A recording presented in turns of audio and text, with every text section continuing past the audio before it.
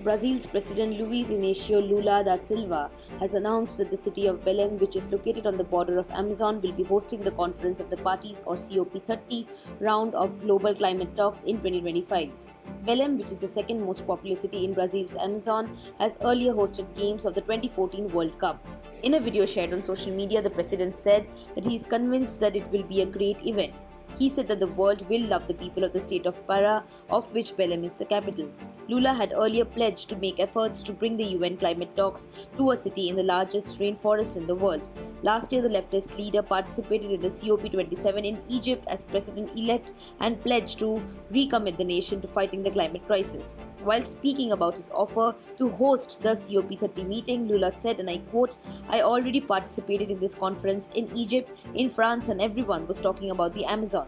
So I said, why not hold the conference there so you know where the Amazon is?" Meanwhile, Brazil's Foreign Affairs Minister Mauro Vieira stated that the bid of Brazil to host COP30 was approved by the UN on May 18th after the request was submitted by Lula during last year's COP27 meeting held in Egypt. In 2019, Brazil was chosen as the host of the COP meeting.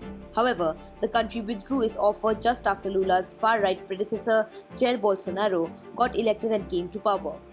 Bolsonaro has been called a climate change skeptic and faces the accusation of dismantling environmental protections when he was in power. Lula da Silva, who began his third term as Brazil's president in January, has made the promise to stop illegal deforestation in the Amazon by the year 2030. The COP meeting is scheduled to take place in Dubai this year.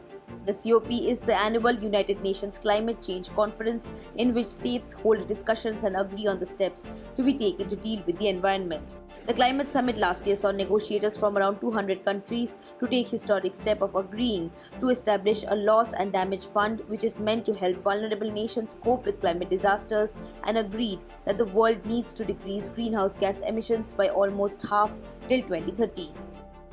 Subscribe to One India channel and never miss an update.